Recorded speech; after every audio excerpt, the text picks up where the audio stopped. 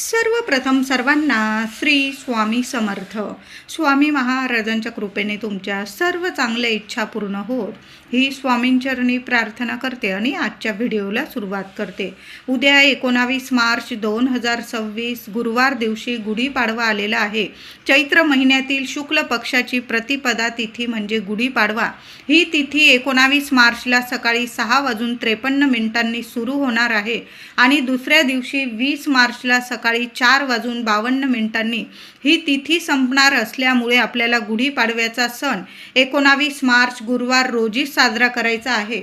बऱ्याच लोकांना मनात प्रश्न पडेल की कॅलेंडरमध्ये फाल्गुन अमावस्या पण दिलेली आहे, तर फाल्गुन अमावस्या ही सकाळी 6:53 संपणार आहे आणि गुढीपाडव्याची चैत्र प्रतिपदा ही तिथी सूर्योदय बघितलेली तिथी असल्यामुळे 19 मार्च 2026 गुरुवार रोजीच आपल्याला गुढीपाडव्याचा सोन्यासारखा हा सण साजरा करायचा आहे. 3.5 मुहूर्तांपैकी एक संपूर्ण शुभ मुहूर्त म्हणजे गुढीपाडव्याचा हा सण आहे. ज्या काही शुभ गोष्टी करायच्या आहे या दिवशी आवर्जून करा. शुभ गोष्टींची खरेदी करायची असेल, वाहन किंवा घर दार जमीन वगैरे या गोष्टींची खरेदी अवश्य करा. खूप शुभ फलदायी ठरतं. सोनं खरेदी करू शकता तुम्ही.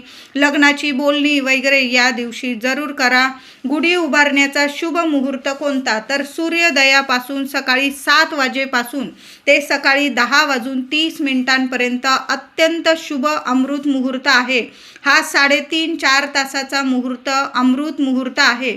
जरासा वेळ झाला माझ्या महिलांना दादांना तर 11 वाजेच्या आत 19 मार्च 2026 गुरुवार दिवशी सकाळी 11 वाजेच्या आत आपल्या घराशी दाराशी गुढी उभारायची आहे. वेळ झाला तर म्हणते, नाही तर लवकर उठायचं आहे या दिवशी आणि सकाळी 10:30च्या आतच आपल्या घरादाराशी गुढी जरूर उभारा.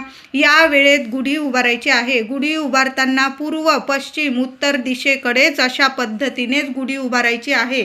चुकून सुद्धा दक्षिण दिशेकडं गुढी येणार नाही याची काळजी घ्यायची आहे. महिलांनो दादांनो, आपण घरातले करते पुरुष करती महिला असेल त्यांनी या गोष्टींची काळजी जरूर घ्यायची आहे. वर्षाचा पहिला मोठा सण आहे गुढीपाडवा. छोट्या मोठ्या चुका होऊ देऊ नका. या गोष्टींची काळजी घ्या. पूर्व पश्चिम आणि उत्तर दिशेकडं अशा पद्धतीनेच आपल्याला दिशा बघून घ्यायची आहे. दक्षिण दिशेकडं गुढी येणार नाही अशा पद्धतीने गुढी उभारायची आहे.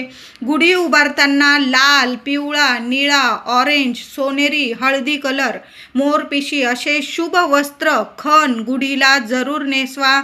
आणि स्वतःसुद्धा महिलांनो, तुम्ही ज्या साड्या नेसाल, अगदी घरातली मळकी साडी असेल 4 दिवसात वापरलेली वगैरे अशी साडी ड्रेस वगैरे या गोष्टी टाळायच्या आहे. छान छान रंग असतात, लाल, पिवळा, निळा, ऑरेंज, सोनेरी, हळदी, मोरपिशी. तुमच्याकडे ज्या रंगाच्या साड्या असतील अशा शुभ रंगाच्या लक्ष्मीनारायणांना प्रसन्न करणाऱ्या रंगांच्या साड्या स्वतःसुद्धा नेसा आणि गुढीला सुद्धा छान असा गोल्डन कलर असेल, पिवळा असेल, निळा असेल, छान छान कलरचे खण असेल किंवा साडी तुम्ही गुढीला जरूर नेसवायचा आहे. आता गुढीला लिंबाचा पाला, आंब्याची पानं, साखरेचा, फुलांचा हार जरूर चढवायचा आहे. तांब्याचा किंवा चांदीचा कलश गुढीला लावायचा आहे. तांब्यावर सुद्धा हळदीने आपण जो गुढीला तांब्या पालथ्या स्वरूपात मांडतो ना, त्याला सुद्धा हळदी कुंकवाने एक स्वस्तिक काढा. तुम्ही नुसत्या हळदीने काढत असाल, हळद ओली करून त्याने स्वस्तिक काढा किंवा हळद कुंकू ओलं करा आणि स्वस्तिक काढा. स्वस्तिकच्या आजूबाजू 2-2 रेषा द्यायचा आहे. स्टीलचा पेला किंवा काचेचा पेला, तांब्या गुढीवर अजिबात लावू नका. गुढी सजवताना तुम्हाला ओम नमो भगवते वासुदेवाय नमः, ओम श्रीं क्लीं महालक्ष्मी नमः, ओम श्रीं ह्रीं क्लीं महालक्ष्मी नमः. कळालं असेल माझ्या दादांना महिलांना, आपण जेव्हा गुढी लावतो, गुढी सजवतो तेव्हा ओम नमो भगवते वासुदेवाय नमः, ओम श्रीं ह्रीं क्लीं महालक्ष्मी नमः या मंत्राचा जप आवर्जून करा. कुणाशीच बोलू नका. छान आपल्या गुढीला सजवायचं आहे आणि गुढी उभारताना या मंत्रांचा जप आवर्जून करा. गुढी उभारताना, गुढी उभी करताना ओम ब्रह्मध्वजाय नमः, ओम ब्रह्मध्वजाय नमः या मंत्राचा जप आवर्जून करा. कारण याच दिवशी ब्रह्मदेवांनी जग उत्पन्न केले. सृष्टी निर्माण केली। प्रभू श्री रामचंद्रांनी आपला 14 वर्षाचा वनवास संपवून रावणाचा वध करून याच दिवशी अयोध्या नगरीत प्रवेश केला। त्यावेळी लोकांनी गुढ्या तोरणे उभारून श्रीरामांचं स्वागत केला आणि आनंदाने गुढीपाडवा म्हणून हा दिवस साजरा केलेला आहे। गुढीची छान पंचोपचार पूजा करायची आहे। थोडंसं फुलाने किंवा एखादं तुळशीपत्र असेल त्याने गुढीवर थोडं पाणी शिंपडायचं आहे। महिलांनी दादांनी जोडीने पूजा करायची आहे। एखादा पाट मांडा, त्यावर एक नारळ किंवा गुढीसाठी तुम्ही महिलांनो ओटी भरू शकता। गुढी माता म्हणजे साक्षात लक्ष्मी स्वरूप आपण गुढी उभारत असतो। नारळ ठेवा। पहिलं एक विडा, पानाचा विडा मांडायचा आहे। प्रथम गणेशाची पूजा करायची आहे। गणपती बाप्पांची हळदी कुंकू फुलं अक्षता दुर्वा अर्पण करून एक सुपारी मांडून गणपतीची पूजा करा। एक नारळ किंवा तुम्ही ओटी ठेवत असाल गुढीजवळ एका पाटावर, तिथं पाटावर ती गुढीसाठी ओटी ठेवू शकता। दुसऱ्या दिवशी ती ओटी किंवा संध्याकाळी एखादं देवी मंदिर असेल घराजवळ, ती ओटी देवी आईला अर्पण केली म्हणजे साक्षात लक्ष्मी मातेला आपण ती ओटी अर्पण करत आहोत। कारण चैत्र प्रतिपदा आहे। तुम्ही जर अशा पद्धतीने गुढीजवळ जरी ओटी ठेवली आणि नंतर ती ओटी एखाद्या देवी मंदिरात अर्पण करून आला ना, तर चैत्र नवरात्रीचं संपूर्ण फळ महिलांनो तुम्हाला मिळणार आहे। म्हणून गुढीजवळ ओटी ठेवा किंवा देवघरात जरी ओटी ठेवली, नंतर एखाद्या मंदिरात देऊन आला किंवा ती ओटी तुम्ही स्वतः वापरली तरीही चालेल। गुढीची हळद कुंकू फुलं अक्षता वाहून पूजा करायची आहे। त्याचबरोबर गुढीला नैवेद्य दाखवायचा।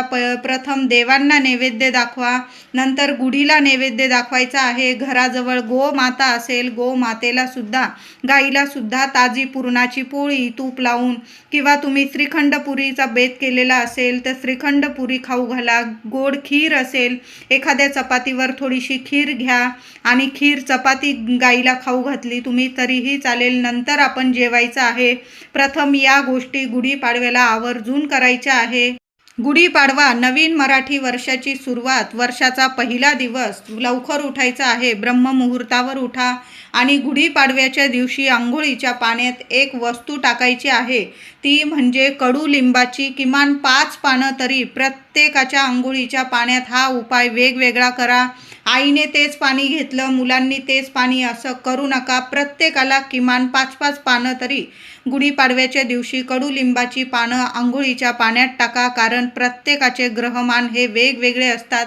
प्रत्येकाने आंघोळीचा हा उपाय वेगवेगळा करायचा आहे। थोडं गंगाजल असेल, गंगाजल टाकायचं आहे। थोडंसं तिळाचं तेल असेल तुमच्याकडं, 2 थेंब तिळाचं तेल टाकू शकता। नसेल तुमच्याकडं फक्त कडुलिंबाची पानं टाका 5 आणि थोडं गंगाजल टाकायचं आहे। आता गंगाजल पण नाही, थोडंसं 2 थेंब गोमूत्र जरी टाकलं ना तुम्ही तरीही चालेल। या पाण्याने आंघोळ करायची आहे। लहान लेकरांपासून मोठ्या व्यक्तींपर्यंत हा आंघोळीचा उपाय जरूर करायचा आहे। त्यानंतर महिलांनो घरदार स्वच्छ करा। घरात सुद्धा एक पाणी शिंपडून द्यायचं आहे। थोडं पाणी घ्या, आंघोळीनंतर हा उपाय करा। थोडं पाणी घ्या, त्यात हळद टाका, एक कापराचा तुकडा बारीक करून टाका, गुलाबजल टाका, गंगाजल टाका, गोमूत्र टाका, सगळं पाणी मिक्स करा। एखादं तुळशीपत्र किंवा फुलाच्या साहाय्याने संपूर्ण घरात, उंबरठ्यावर, अंगणात हे पाणी शिंपडून द्यायचं आहे। माता लक्ष्मीचं नामस्मरण करत राहायचं आहे। ओम श्रीम नमः, ओम श्रीम नमः। त्याबरोबर आपण उंबरठ्यावर सुद्धा उद्या हळदीचं लेपन उंबरठ्यावर झालंच पाहिजे आणि उंबरठ्यावर लेपन केल्यानंतर माता लक्ष्मीची पावलं आपण लावलेलीच असतात। उंबरठ्याची हळद कुंकू माता लक्ष्मीच्या पावलांची पूजा करायची आहे। हळद कुंकू फूल वाहून दोन्ही साईडला एक एक का होईना झेंडूची फुलं आवर्जून ठेवायचं आहे। बघा, आपला उंबरठा म्हणजे आपल्या घराची लक्ष्मण रेषा असते आणि आपला उंबरठा चैत्र प्रतिपदा गुढीपाडव्याच्या दिवशी असा सजवून ठेवला, पवित्र करून ठेवला तर माता लक्ष्मी धावत आपल्या घरात येते आणि कायमची स्थिर स्वरूपात वास करते। म्हणून छान उंबरठ्याची पूजा करा। छोटी का होईना उंबरठ्याशी दाराशी अंगणात रांगोळी काढायची आहे आणि आंब्याच्या पानांचा एक उपाय करायचा आहे। 5 आंब्याची पानं घ्या, 11 घ्या, 21 घ्या, विषम संख्यांमध्ये आंब्याची पानं घ्यायची आहे. स्वच्छ धुवून घ्या, पुसून घ्या. हळदी कुंकू ओलं करायचं आहे किंवा नुसती हळद जरी ओली केली ना चालेल. त्या 5ही किंवा 11 किंवा 21 पानांवर ओम नमो भगवते वासुदेवाय नमः, ओम श्रीम नमः, लक्ष्मी नारायणांचा मंत्र जपा आणि घरातल्या कर्त्या महिलेने हा उपाय करायचा आहे. आता 4 दिवस वगैरे असतील पिरियडचे, तर माझ्या दादांनी ही सेवा केली तरीही चालेल. आपल्या घराच्या मुख्य दाराशी तोरण लावत असाल तुम्ही, तर हा उपाय आंब्याच्या पानांचा जरूर करायचा आहे. प्रत्येक पानाला लक्ष्मी नारायणांचं मंत्र जपून हळदी कुंकवाचं बोट लावायचं आहे आणि ते आंब्याचं तोरण किंवा आंब्याची डहाळी आपल्या मुख्य दरवाजावर आवर्जून लावा. तुम्ही आणखीन तोरण आणलेलं असेल वेगवेगळी, तर ती जरी लावली चालेल, पण आंब्याचं तोरण किंवा आंब्याची डहाळी त्याबरोबर थोडासा कडुलिंबाचा पालासुद्धा आंब्याच्या डहाळीबरोबर तो आपल्या मुख्य दरवाजाशी जरूर लावायचा आहे. वरती लावायचा आहे, म्हणजे कुणाचा हात लागणार नाही आणि लगेच तो पडून जाणार नाही.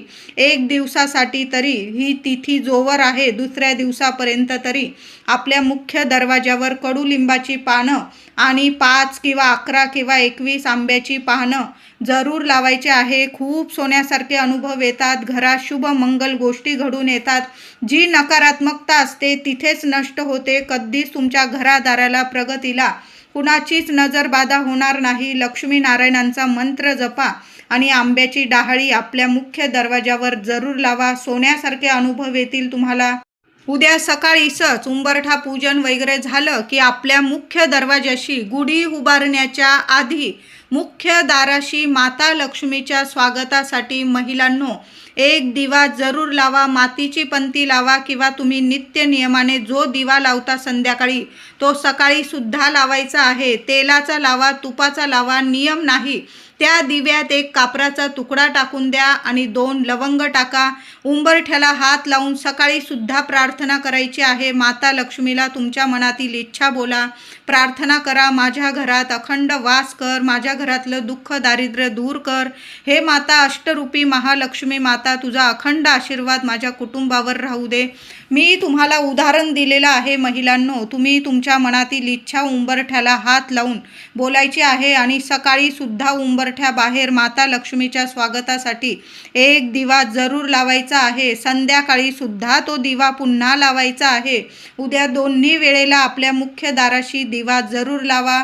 तुळशी मातेला हळदी कुंकू फुलं अक्षता वाहून ओम नमो भगवते वासुदेवाय नमः किमान 21 वेळा मंत्र जपून तुपाचे दिवे उद्या तुळशीजवळ दोन्ही वेळेला जरूर लावायचे आहे. गुढीपाडव्याचा सण आहे. एखादी तुळस तुम्हाला दाराशी लावायची असेल, सोन्यासारखा दिवस आहे, तुळशीजवळ सुद्धा दिवा लावायचा आहे.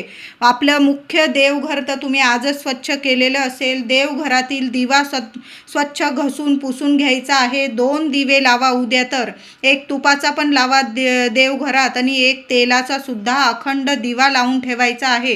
काही महिला तर चैत्र नवरात्री म्हणजे घट वगैरे बसवता, अखंड दिवा आपण प्रज्वलित करतो.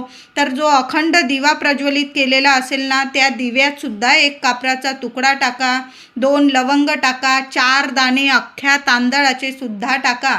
तुमच्या घरात अन्नपूर्णा मातेबरोबर माता लक्ष्मी सुद्धा कायम अखंड वास करेल, भरभरून आशीर्वाद देईल. धन धान्य ऐश्वर्य सुख संपत्ती आरोग्य कधीच कशाला कमी राहणार नाही. आपली कुलदेवी कायम आपल्यावर प्रसन्न राहील. म्हणून असा 1 अखंड दिवा आपल्या देवघरात सुद्धा लावायचा आहे. उद्या देवांना आंघोळ घालताना म्हणजे देवांची पूजा करताना थोडीशी केशर असेल तुमच्याकडं, आवर्जून दुधात केशर टाका.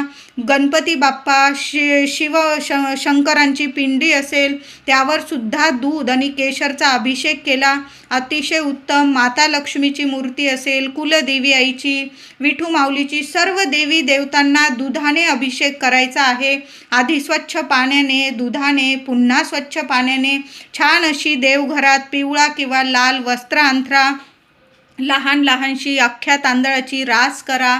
त्यावर देवी देवतांना विराजमान स्थापन करायचं आहे. दुसऱ्या दिवशी शुक्रवार आलेला आहे, ते धान्य आपल्या मुख्य डब्यात जरूर टाका किंवा तुम्ही त्या तांदळांची खीर जरी केली. बघा, स्वामींचा प्रकट दिन सुद्धा आलेला आहे आणि शुक्रवार आहे. ते तांदूळ गुढीपाडव्याला आपल्या देवघरात देवांची स्थापना करताना छोट्या छोट्या तांदळाच्या राशी करा आणि त्यावर देवांची स्थापना करा.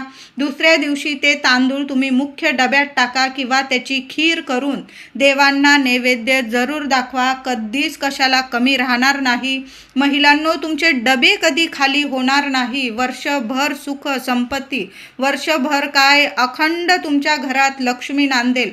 खूप सुंदर उपाय आहे. देवघरात देवांची छान अशी पंचोपचार पूजा करा. देवघरात सुद्धा थोडीशी आंब्याची पानं ठेवा, एखाद्या कोपऱ्याला ठेवा.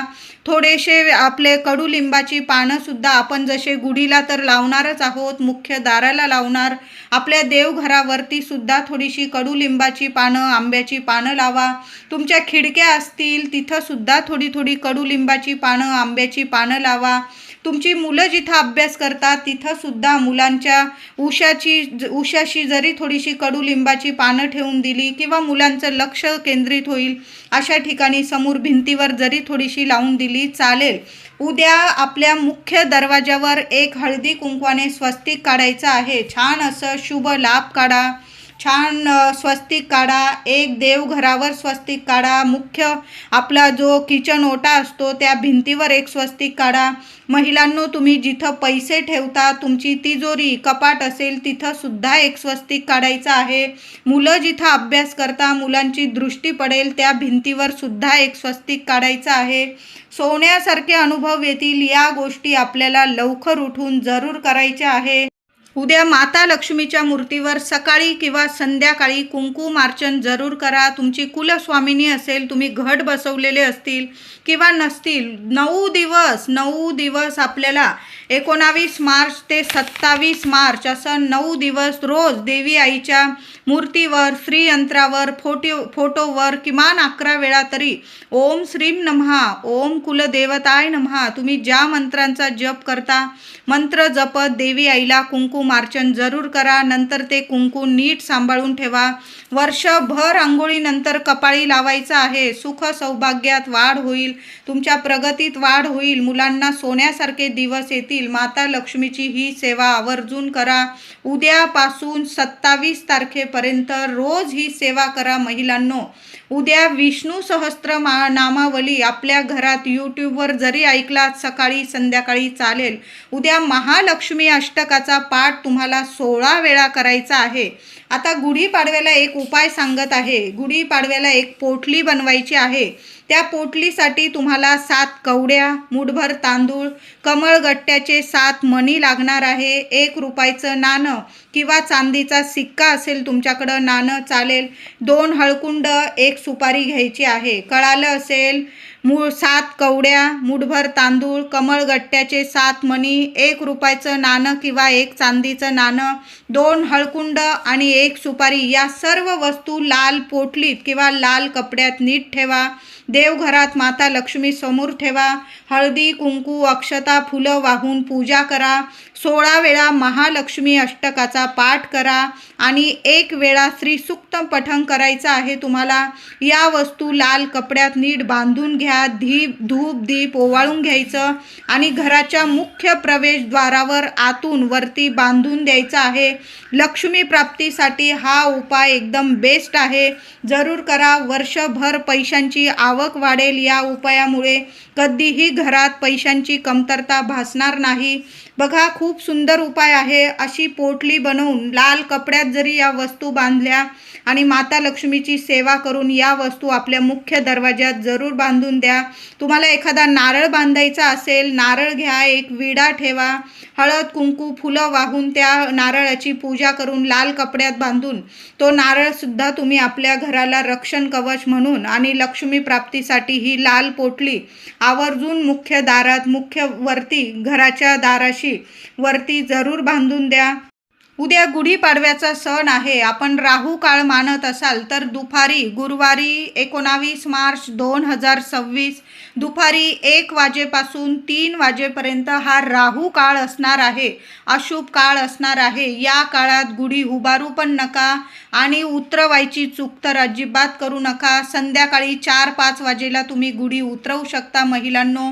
हा राहू काळ असणार आहे. दुपारी 1 ते 3 हा 2 तासाचा राहू काळ आहे. या काळात या वेळात गुढी उभी पण करू नका आणि गुढी उतरवायची चूक करू पण नका. गुढी उतरवताना संध्याकाळी 4-5 वाजता उतरवायची आहे. पुन्हा हळदी कुंकू अर्पण करा, धूप दीप दाखवून घ्यायचा आहे, गुढी उतरवायची आहे. आणि गुढी उतरवल्यानंतर जे लिंबाची पानं आहे आपल्या मुख्य धान्याच्या डब्यात टाका.